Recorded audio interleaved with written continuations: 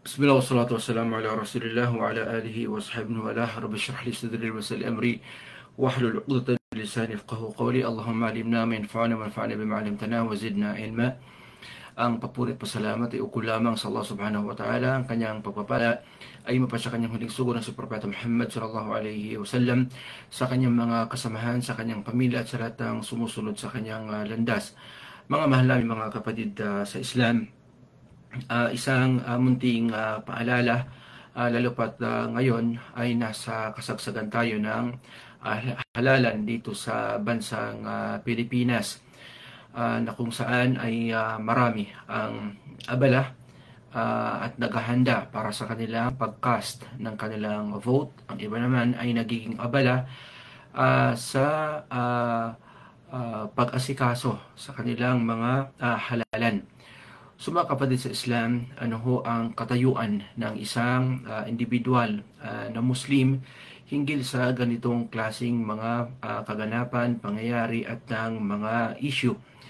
At kasalukuyan ay nagiging talamak, lalo pa dito sa atin sa Pilipinas, ang usapin ng pandaraya sa halalan, sa pagbobotohan halimbawa, at pandaraya sa amana na pinagkatiwala sa kanila ng Allah subhanahu wa ta'ala. Ang katanungan ho ay ano ho yung katayuan ng Islam patungkol sa ganitong mga bagay, higit sa lahat sa usapin ng pandaraya. Bago natin ito matalakay mga kapatid sa Islam, ay ilatag muna natin ang ilang mga introduction sa usapang ito, upang sa gayon ay magkasundo tayo sa isang bagay. Ang bagay na yon na ating gustong talakayin ay ang Islam ay pinag-utos sa atin ng Allah subhanahu wa ta'ala ang maging makatarungan sa lahat ng bagay. Inutusan tayo ng Allah subhanahu wa ta'ala na maging makatarungan sa lahat ng aspeto, lahat ng bagay. Ito man ay may kinalaman sa halalan, sa pamumulitika, sa pinuno, sa lahat ng mga bagay, pinag-utos sa atin ng Allah subhanahu wa ta'ala na maging makatarungan. Sinabi ng Allah subhanahu wa ta'ala, "Inna Allah ya'murukum an tu'addu al-amanati ila ahliha." Katotohanan, sinabi ng Allah subhanahu wa ta'ala ay kayo ay pinag-utusan ng inyong Panginoon. Inna Allah ya'murukum an tu'addu al-amanati ila ahliha, na inyong itupad ang mga ipinagkatiwala, ang mga amana sa mga karapat-dapat dito. So kaya sa sinumang mga pinagkalooban o pinagkatiwalaan ng Allah subhanahu wa ta'ala ng anumang obligasyon, ng anumang bagay, ay obligasyon nila na itupad ang naturang amana. Yung amana na pinag-uusapan natin, ito yung bagay na kung saan maging yung mga nilalang ng Allah subhanahu wa ta'ala mula sa mga kabudukan ay kanilang iniwasan at tinanggihan nila na ito ay tanggapin mula sa Allah subhanahu wa ta'ala. Nang sinabi ng Allah Ta'ala, "Inna aradna al-amanata 'ala as-samawati wal-ardi wal-jibal fa-abayna ay yahmilnaha wa ashfaqna minha wa hamalaha al-insan." Nang inilok ng Allah Subhanahu wa Ta'ala ang amana, itong salitang amana, yung tiwala, yung trust sa mga kalangitan at sa kalupaan at sa mga kabundukan. Fa-abayna ay yahmilnaha, ang mga nilalang, mga malalaking mga nilalang na ito ng Allah subhanahu wa ta'ala, na mas nakakahigit pa kaysa sa tao, ay kanilang tinanggihan na pasanin itong mga amana na ito. Subalit, sinabi ng Allah subhanahu wa ta'ala ay وَحَمَلَهَا الْإِنسَانِ, ito ay pinasan ng mga tao. Ito ay pinasan ng mga tao. Samantalang ganun kabigat yung amana, pero pinasan pa rin ng mga tao sa kabila ng bigat ng tinatawag nating amana. Kaya nga sa Islam, subhanallah, ay kailangan itupad natin yung mga pinagkatiwala sa atin, pinagkatiwala sa umma, pinagkatiwala sa tao, pinagkatiwala sa mga pinuno. Lahat ng mga ito ay kailangan itupad natin sa ngalan ng pagsunod sa Allah subhanahu wa ta'ala. Mula dito ay nabanggit ng Propeta Muhammad sallallahu alaihi wasallam sa hadith na iniulat ni Muslim, na sinabi ng Propeta Muhammad sallallahu alaihi wasallam, "Ad-dinu an-nasiha." Ang relihiyong Islam, sinabi ng Propeta Muhammad sallallahu alaihi wasallam, ay nakabatay sa katarungan, nakabatay sa katapatan. Nang tinanong ang Propeta Muhammad sallallahu alaihi wasallam, "Qulna liman ya Rasulullah?" Ya Rasulullah, sinabi ng mga sahaba radiyallahu anhum, para kanino at para saan ang katapatan at ang katotohanan o di kaya ang katarungan. Sinabi ng Rasul sallallahu alaihi wasallam, lillahi. Kailangan maging matapat tayo para sa Allah subhanahu wa ta'ala. Wa malaikatihi o lillahi wa likitabihi wa lirasulihi. Ang katapatan ito ay para sa Allah subhanahu wa ta'ala, para sa kanyang mga sugo, at para sa a'immatul muslimin. Ganun din naman ay para sa mga namumuno mula sa mga muslimin wa ammatihim. Ganun din naman sa mga ordinaryong mga tao, mga commoners na katulad natin. Sa makatuwid mga kapatid sa Islam, ang pagiging makatarungan ay kailangan ay para sa lahat. Ang pagiging makatarungan ay para sa lahat, whether ikaw man ay pinuno o di kaya naman ay isang ordinaryong mamamayan lamang na sumusunod sa mga pinuno, ay kailangan ay maging makatarungan tayo sa lahat ng bagay. Yan yung pangkalahatang katuruan ng Islam, na maging makatarungan tayo sa lahat ng bagay. At kailangan yung amana na pinagkatiwala sa atin ay tupad natin, ibigay natin sa mga may karapatan dito, at huwag natin itong sayangin. So sa kabila ng lahat mga kapatid sa Islam, ay ipinagbabawal naman sa Islam ang anumang uri ng pandaraya. Ito ho ay kasuklam-suklam sa Islam. Ito ay pinagbabawal sa Islam. Malaking ipinagbabawal sa Islam ang anumang uri ng pandaraya. Kapag sinabi nating pandaraya ay ang pangkalahatang uri ng pandaraya. Saklaw nito yung pandaraya halimbawa sa paninda. Marami ho sa mga nagtitinda ay kanilang dinadaya ang kanilang ang timbangan, o di kaya ay sila ay nandadaya sa kanilang mga paninda. Sinabi ng Allah subhanahu wa ta'ala, wailul lil mutaffifin. Dito ay pinangakuhan ng Allah subhanahu wa ta'ala ng matinding parusa yung mga taong mutaffifin. Ito ay pinaliwanag din ng Allah subhanahu wa ta'ala ang kahulugan ng al-mutaffifin. Sila yung mga taong hindi naging makatarungan sa pagtimbang ng kanilang mga timbangan. At minsan, nang naglakad-lakad ang Propeta Muhammad sallallahu alaihi wasallam sa palengke ng mga Muslimun, ay meron siyang nakitang nagbebenta ng tamar. So ang ginawa ng Propeta Muhammad sallallahu alaihi wasallam ay kanyang pinasok ang kanyang kamay sa paninda na tamar. Hanggang sa ilalim ay merong napansin ng Propeta Muhammad sallallahu alaihi wasallam na sira ng mga tamar. Ibig sabihin ay may depekto at hindi maayos at hindi di kalidad na tamar. Napatanong ang Propeta Muhammad sallallahu alaihi wasallam sa ngalan ng katarungan, ay napatanong ang Propeta Muhammad sallallahu alaihi wasallam sa tindero. Sinabi ng Propeta Muhammad sallallahu alaihi wasallam, "Ma hadha ya sahib at-ta'am?" Ano ito sabi niya? Ano ito sabi niya, ang aking napansin, o ikaw na nagbebenta nitong pagkain? Sinabi niya sa Propeta Muhammad sallallahu alaihi wasallam, "Asabathu as-sama'u ya Rasulullah." Ang ibig sabihin ng hadith, ya Rasulullah, ito sabi niya ay naulanan. Hindi kaya, ayan, nabasa ng ulan. Sinabi ng Propeta Muhammad sallallahu alaihi wasallam, "Afala ja'altahu fawqa at-ta'am kay yarahu an-nas?" Hindi ba't dapat sinabi ng Rasul sallallahu alaihi wasallam ay maging yung may depekto, maging yung may sira na mga pagkain, na mga paninda, ay nilagay mo sa ibabaw, sa itaas, kay yarahun nas, para makita siya ng mga tao. At sa bandang huli ay sinabi ng Propeta Muhammad sallallahu alaihi wasallam sa kanyang hadith, "Man ghashana falaysa minna." Sino man ang nangdaya sa amin, sinabi niya ay hindi kabilang sa amin.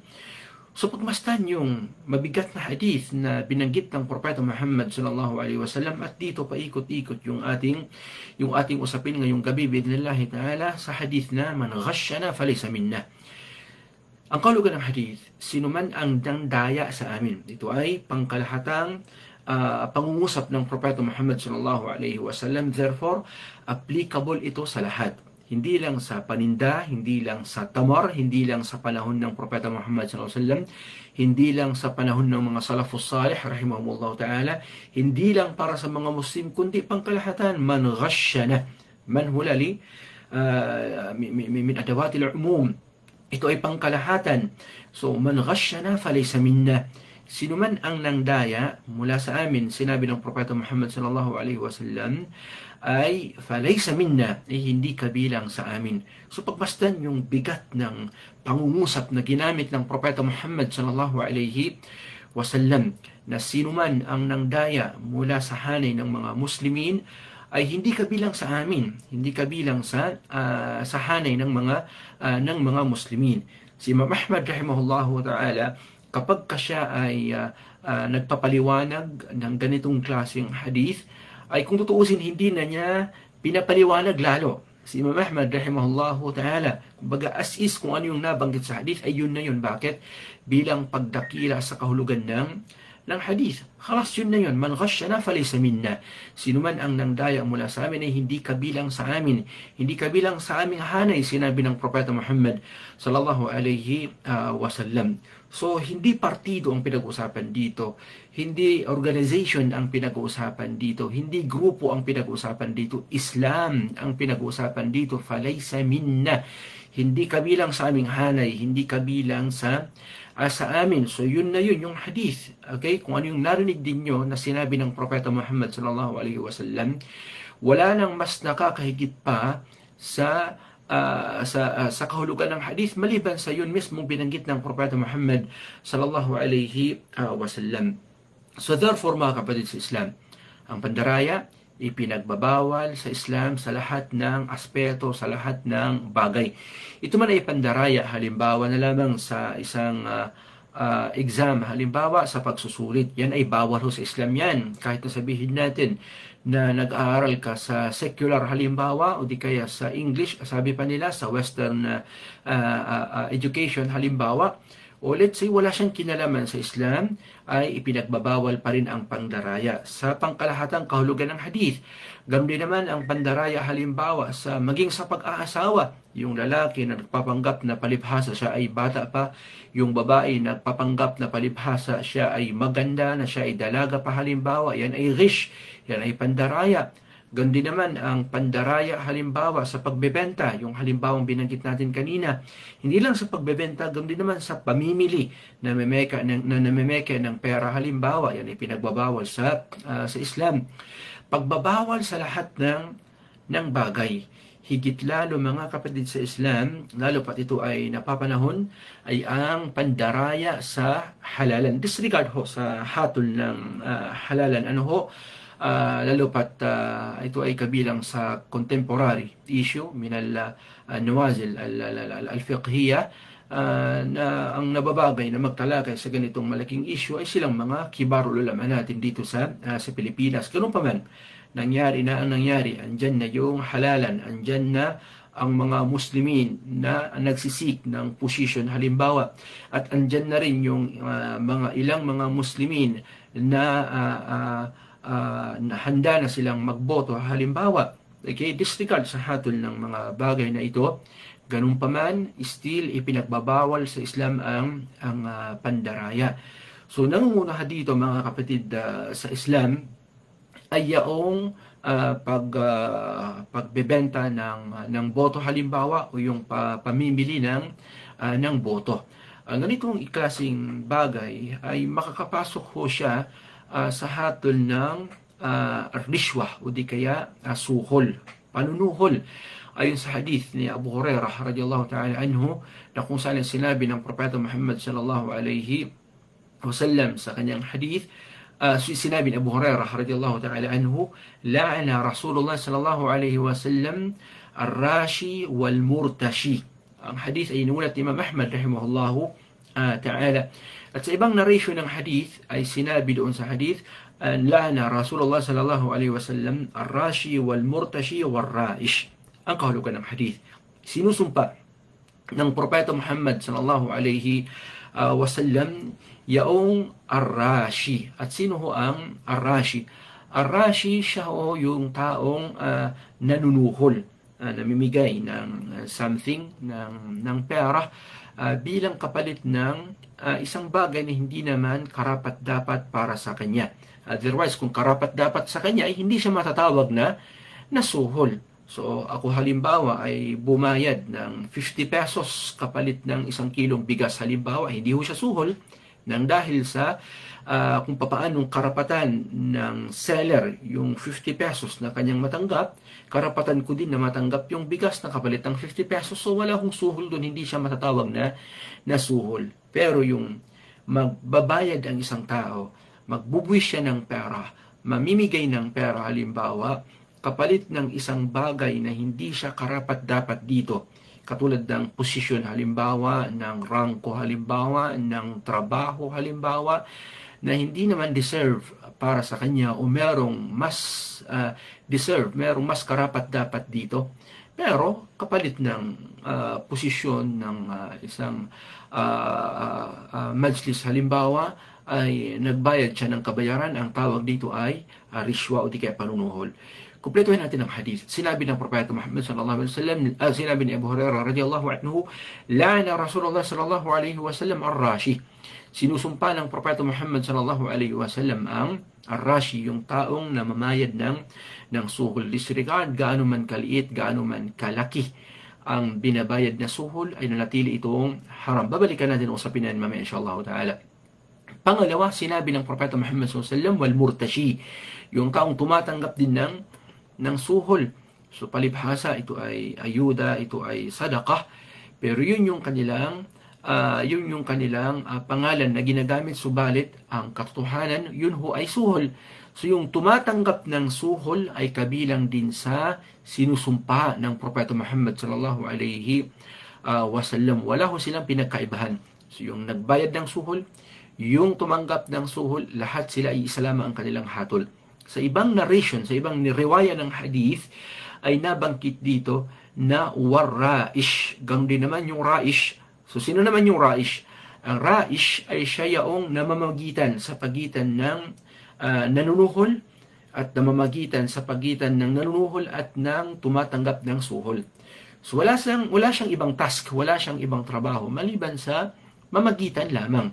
Mamagitan sa pagitan ng namimigay ng suhol at ng mga tumatanggap ng suhol. Marahil wala siyang natatanggap na kapalit, marahil, pero yun yung kanyang serbisyo. Siya ay namamagitan sa pagitan ng dalawang panig. Maging siya ay sinusumpa ng Rasul sallallahu alaihi wasallam. Wala ho silang pinagkaibahan lahat. Wala silang pinagkaibahan lahat. So ang lahat ng mga ito ay wala silang pinagkaibahan, at yung perang binayad at yung perang tinanggap, lahat ng mga ito ay haram. Sinabi ng Allah subhanahu wa ta'ala, وَلَا تَأْكُلُوا أَمْوَالَكُمْ بَيْنَكُمْ بِالْبَاطِلِ, at huwag ninyong kainin ang mga kayamanan sa pagitan ninyo sa pamamaraang masama.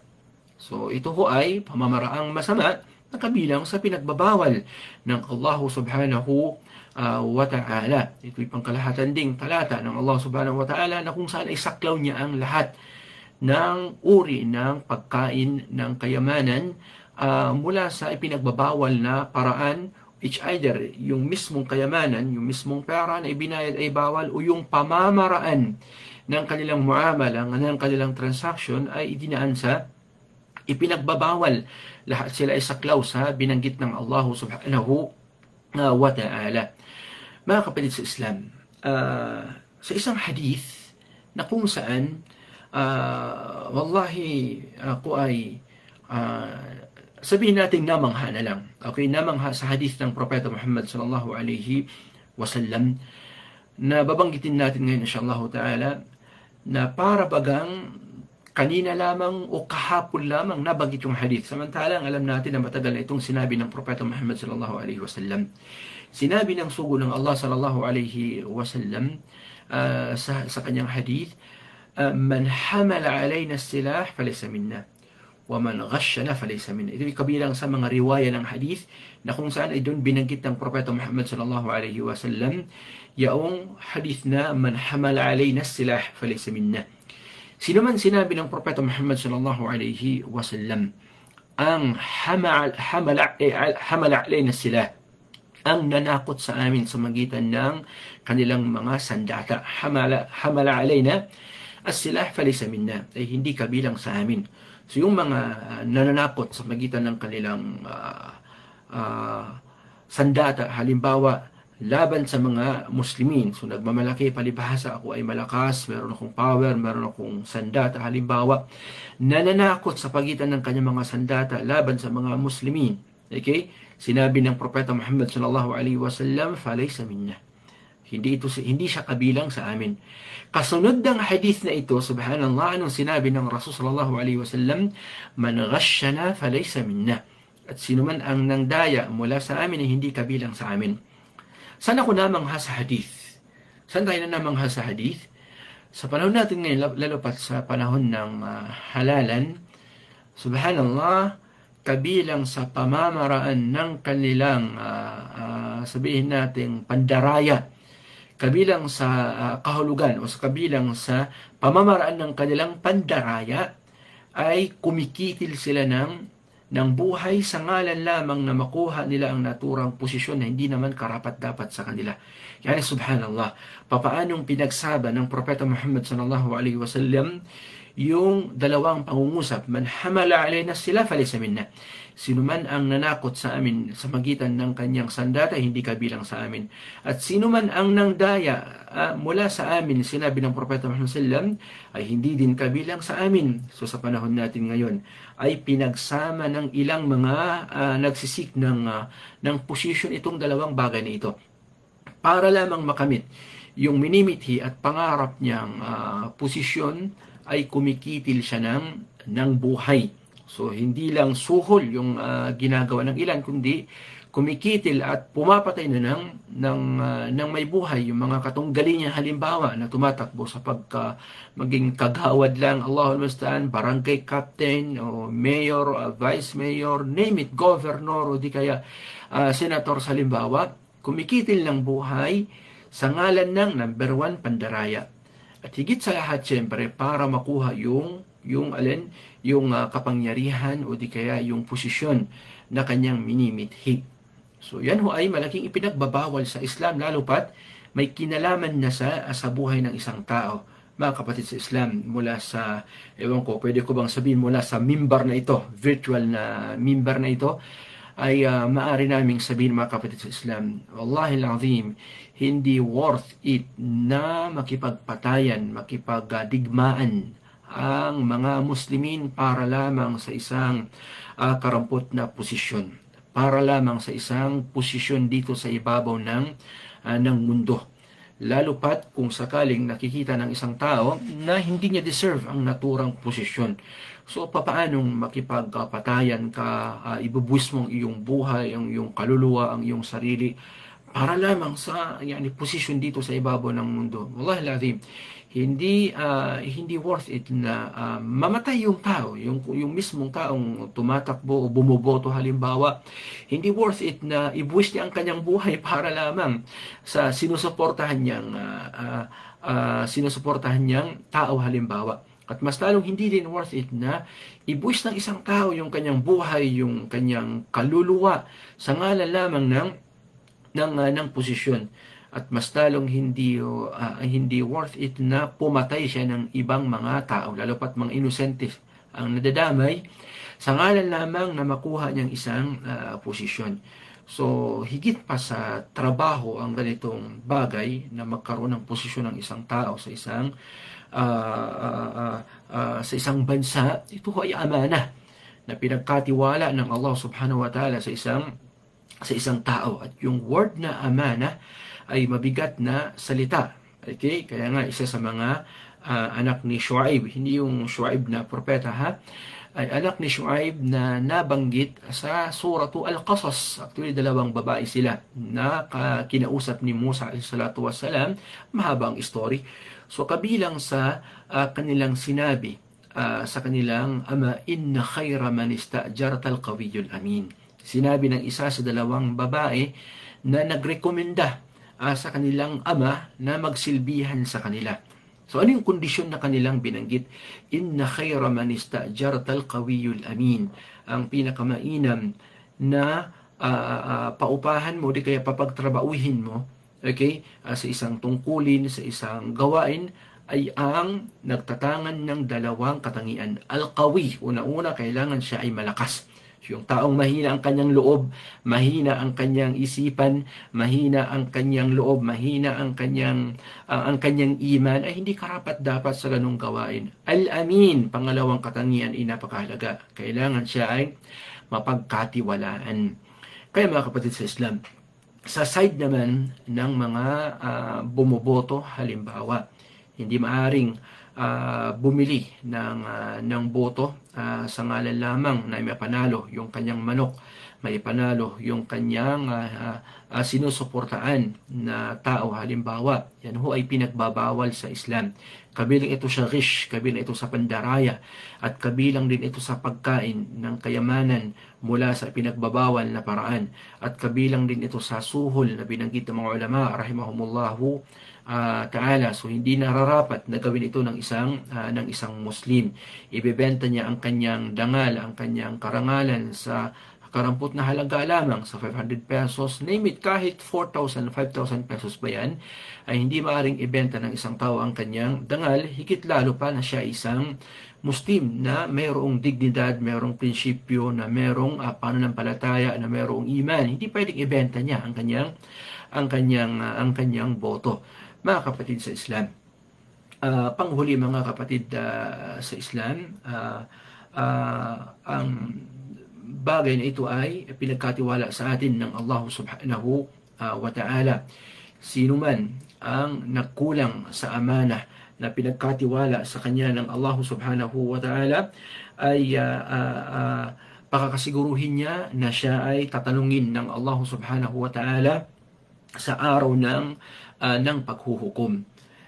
Ganun, maging siya man ay tumatakbo sa isang posisyon na hindi tinupad yung naturang amana, siya man ay botante na hindi din tinupad ang kanyang amana, silang dalawa ay alilitisin ng Allah subhanahu wa ta'ala sa araw na kung saan la yanfa'u malun wala banun illa man atallaha biqalbin salim. Sa araw na kung saan ay sasabihin ng Allah subhanahu wa ta'ala, waqifuhum innahum mas'ulun. So ipapatigil ng Allah subhanahu wa ta'ala ang lahat sa harapan, sa presensya ng Allah subhanahu wa ta'ala. Innahum mas'ulun, sapagkat lahat sila lilitisin ng Allah subhanahu wa ta'ala kung saan galing yung kanilang kayamanan at kung saan nila ito ginugol. Higit lalo sa mga nagsisik ng posisyon, halimbawa ito man ay mababang posisyon o di kaya mataas na posisyon. Isang malaking amana ang inyong nilagay sa inyong balikat. Sinabi ng Propeta Muhammad sallallahu alaihi wasallam patungkol sa kanila, ma min abdin yastari'ihi Allahu ra'iyatan yamutu yawma yamutu wa huwa ghashin li ra'iyatihi illa harramallahu alaihi al-jannah. Sinabi ng Propeta Muhammad sallallahu alaihi wasallam, sino mang alipin ang yastari'ihi Allahu ra'iyatan na pinagkatiwalaan ng Allah subhanahu wa ta'ala ng isang pinuno para mamuno sa mga tao, pagkatapos nun ay hindi niya tinupad ang naturang amana, maliban na lamang sa pinagbabawal sa kanya ng Allah subhanahu wa ta'ala ang paraiso. So isang matinding hadith patungkol sa mga taong hindi tinutupad ang kanilang amana. Dalangin natin sa Allah subhanahu wa ta'ala na maging matiwasay ang lahat, at dalangin din natin sa Allah subhanahu wa ta'ala na naway gabayan ng Allah subhanahu wa ta'ala higit lalo ang mga Muslimin, na wag maging uhaw sa posisyon, na wag maging uhaw sa amana na binanggit natin kanina, na wag maging uhaw sa makamundong bagay. At dalangin din natin sa Allah subhanahu wa ta'ala sa mga tao na huwag sanang idaan sa dayaan ang kanilang pagboboto, huwag sanang idaan sa pandaraya ang kanilang pamboboto hanggat sa humantong sa pagkitil ng buhay ng may buhay. Wallahu ta'ala alam. Wa sallallahu wa sallam ala nabi Muhammad. Subhanallahi wa bihamdik, ashhadu an la ilaha illa anta astaghfiruka wa atubu ilaik. Assalamu alaikum warahmatullahi wabarakatuh.